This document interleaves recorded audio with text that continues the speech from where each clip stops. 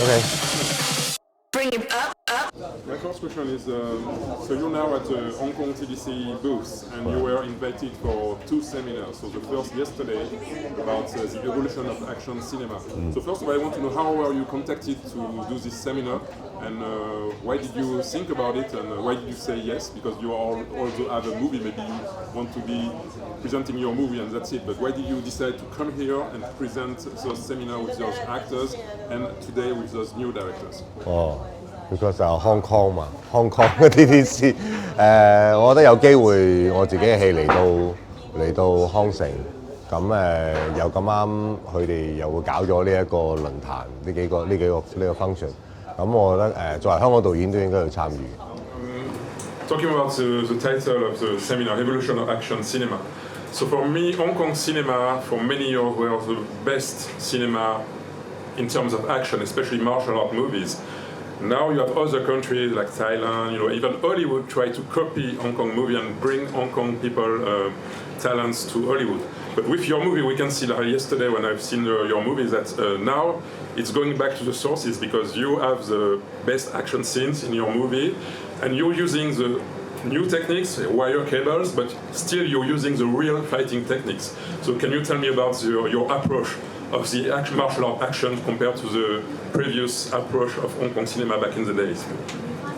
其實我都盡量去尋找嘅，即係我哋呢套戲嘅打嘅風格同之前有啲乜嘢唔同。咁有一個比較好嘅優勢就係佢係有一個呢個故事曾經改編過做漫畫。咁呢個漫畫嘅味道有機會可以令到我嘅動作個 style 有唔同。不過都係要試嘅。即係好多，即係同 Kenji 講，即係佢都話好多 try and error 因為香港漫畫又同日本漫畫係有啲分別嘅。日本漫畫超能力㗎嘛，一拳打你就飛上天啊嗰啲咧。咁香港漫畫個 base 都係中國功夫，不過係就會個 reaction 會大。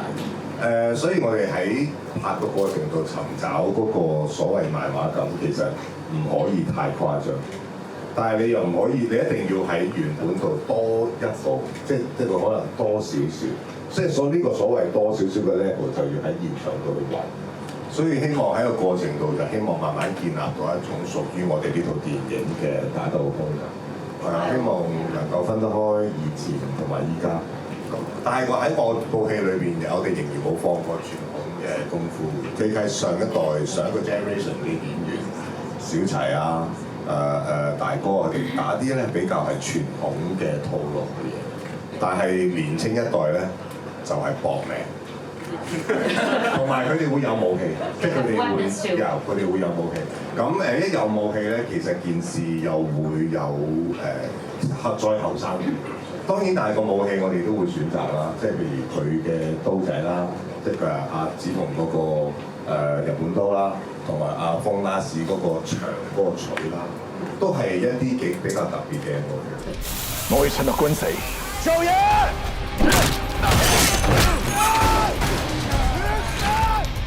今次你保佢唔住嘅。以後城寨啊，就係你哋班後生仔嘅天下啦。佢個武器就係對拳頭咯，嘴自己咯。你睇個身體就知。所以係希望即係出嚟，佢哋打個過程，佢哋冇咁多顧忌。冇咁多包袱，亦都唔使睇咩招式，佢哋就係講，同埋佢哋打嘢比較直接，即係好 Very direct. 希望係咯，即係我哋希望喺個戲裏邊都感覺到兩代功夫嘅出現。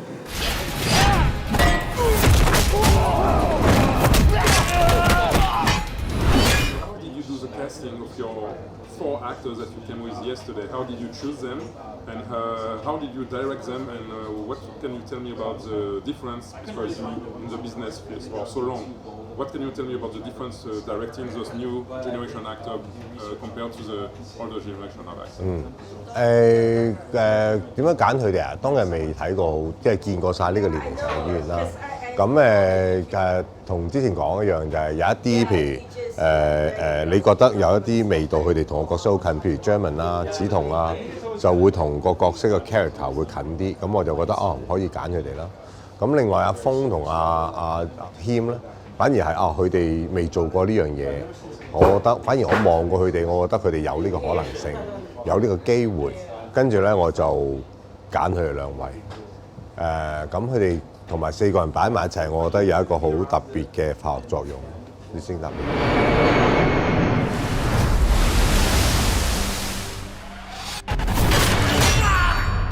打咁多份工，揾咁多錢，想做咩？買身份證。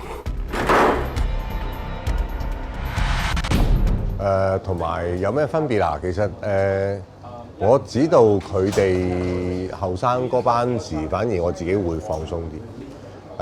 我希望 push 佢哋去 creative，push 佢哋大家一齊去揾個 characters， 我同佢哋一齊去揾個 characters。同埋唔好有個壓力，令到佢哋覺得拍呢套戲有太大嘅壓力，反而係不停地俾push 佢哋同佢哋喺個現場度點樣建立佢哋4個人嘅關係。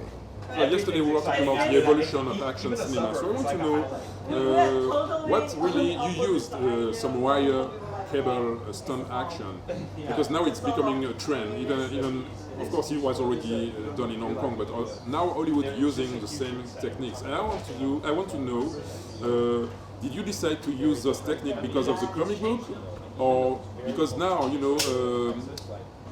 Hong Kong cinema were famous to use real action without any special effects. So do you think now, because of the new generation, you have to use both techniques, like the real kung fu techniques, but with the wire stunts, with people flying around and go through the walls and things like that?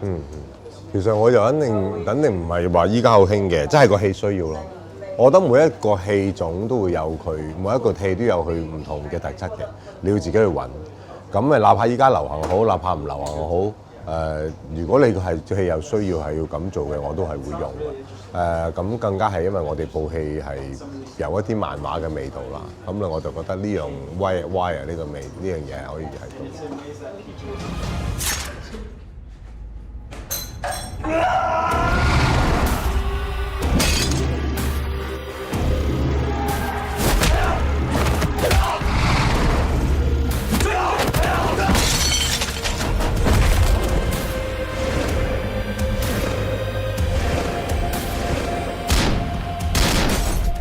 又有咩話？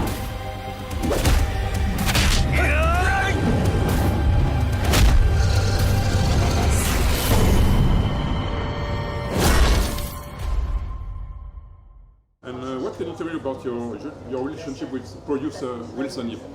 Because you both director and producer, and you know each other for so long, and you produce movies of each other. So what can you tell me about the evolution of your collaboration and your friendship with Wilson Yip? 其實我同葉生啊，我個角度就係又係我師傅，又係我朋友，亦師亦友嗰種關係。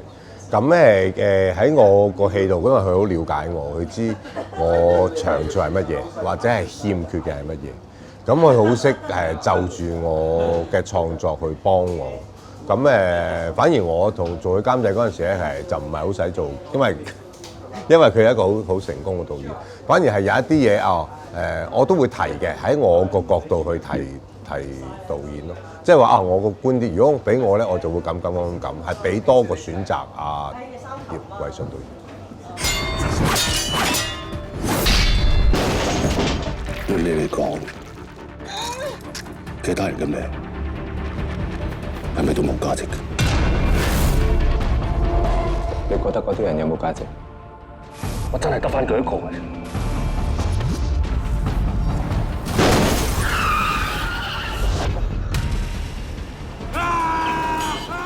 邊個嘅生命先係最重要？點樣分啫？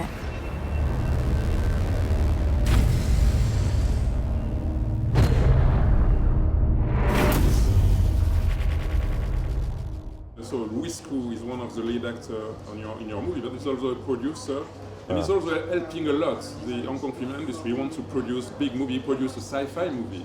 You know, what can you tell me about his influence to, you know, his impact to save maybe Hong Kong cinema to keep doing real Hong Kong movies, and especially big movie. And like a second question, would you like also to do some sci-fi movie? I think you have a sci-fi project for many years. Yeah, many years ago. 我覺得古箏做呢件事係啱嘅，因為我哋係要擴闊我哋嘅題材嘅。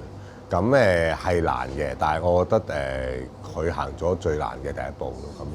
咁你話我自己有冇興趣？我都有興趣㗎，我都有興趣拍呢啲戲，不過要揾機會。 殺人啊！上面殺緊人啊！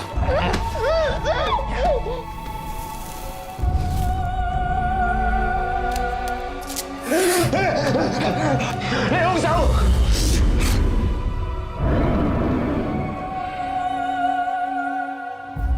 You recently received the Best Director Award for Mad Face. Did you expect to be the best director? No, I didn't expect this. 我嚟講話係一個好 surprise 嘅，因為你拍嗰套戲，因為其實我知道拍嗰套戲嗰陣時，我自己好多 loss 啦，好多無力感啦，好多唔知點算嘅時間，咁係只係一步一步行，令到完成佢。咁完成咗之後，其實原來呢部戲會一步一步帶上去攞到呢個獎，其實對於我嚟講係一個好 surprise 嘅事。 嘉誠哥，俾翻錢我！喂，黑社會係咁噶啦，使唔使理你啊？ Let's talk a little bit about Sammo Hung. Sammo Hung in your movie is still he's a great master, action director, and he still have some great fight scene in your movie. And we know that recent year was not so well, you know. And so, how did you manage to get him into the movie, and how did you manage to get him to fight, you know, in your movie? 我覺得第一樣嘢就係我哋好 respect 大哥啦，佢肯嚟參與啦。咁另外一樣嘢就係當然我哋要非常小心，因為大哥個身體個膝頭哥唔係咁好。咁但係佢都 briefing 我哋嘅話，唔好因為我個狀況麻麻地，你哋就場戲你哋就唔好度得，即係唔度得咁精彩，即係唔好度得咁難。咁佢話你如果係要咁嘅動作，你咪叫我做咯，我哋諗方法點拍咯。咁當然啦，大哥去到現場就好快啦，即係其實佢係一埋到鏡頭，其實佢就已經變翻以前個洪金寶咁。我覺得好辛苦，我唔想死，我唔想死。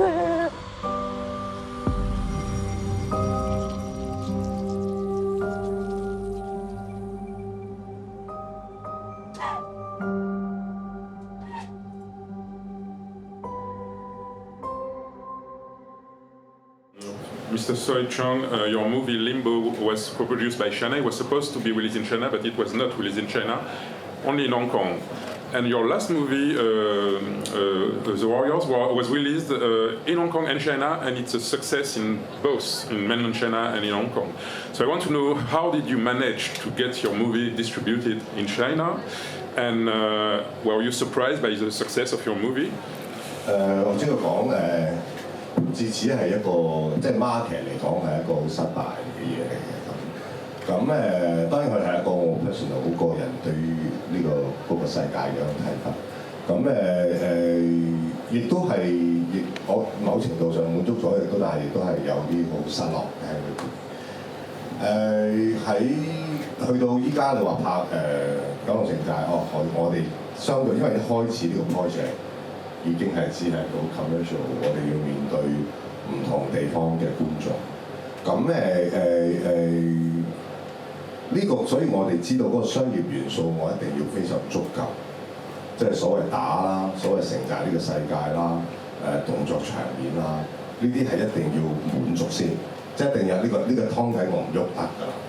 咁呢樣嘢係不過喺裏邊點樣玩得有趣，就係我哋嘅事，或者係我加一個乜嘢嘅情懷落去，就係點樣令到佢唔同。因為其實你講 market 都需要嘅，因為太多動作電影。亦都睇咗好多年咯，係嘛？咁我哋要有啲咩令到呢個戲人哋需要入戲院睇咧，或者係有咩唔同咧？咁呢個就係反而係個 market 有部電影都好，我都係要諗嘅嘢嚟。所以後嚟先至決定用一啲譬如我嘅睇法啦，或者係將當年香港人面對嘅問題擺喺個戲度，亦都係同個 character 有關嘅。佢哋都面對住呢個問題，可能觀眾睇嗰陣時會有部分嘅共鳴喺裏邊。咁呢個亦都係有一啲我自己對於呢個地方嘅一個睇法，或者係你可以講係一個需考嚟嘅，但係都係買嘅，都係唔知得唔得嘅。即係呢度雖然呢啲情懷有機會都係一個觀眾會入場嘅嘢。咁你知要面對觀眾或者面對票房，你就要自己諗方法去解決。任何方法都得。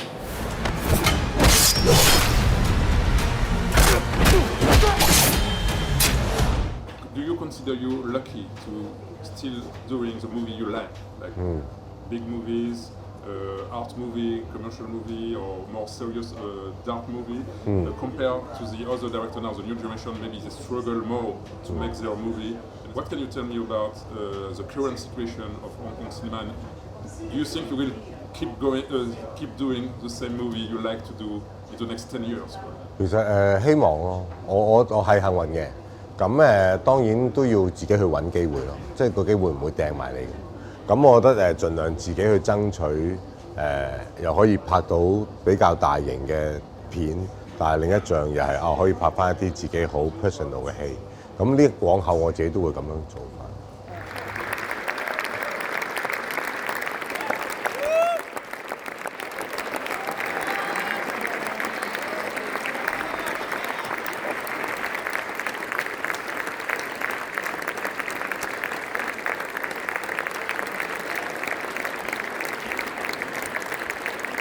好多謝今晚所有嚟睇嘅觀眾。呢部戲好彩，可以有一班好 amazing 嘅 crew、amazing 嘅 cast， 佢哋全部都係嚟自香港好出色嘅藝術家。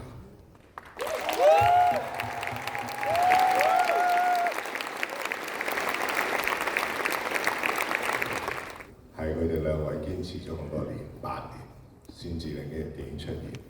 Kenny and Angus， 多謝晒。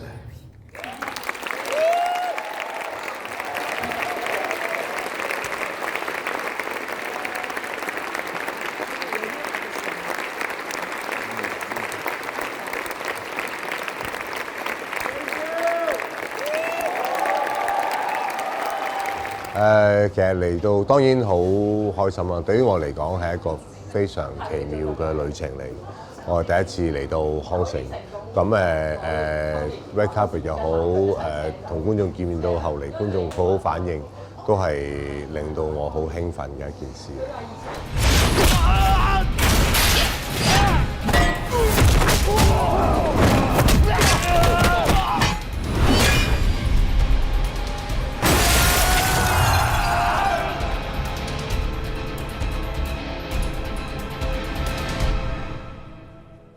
使唔使幫手啊？三姑，點解你唔早講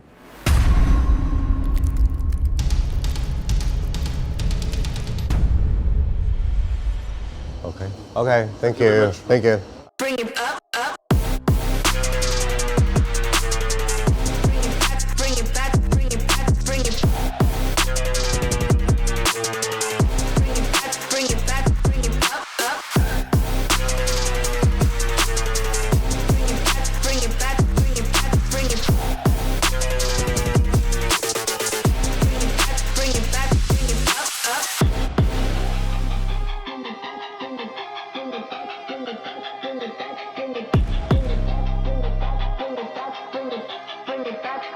back, bring it back, bring it.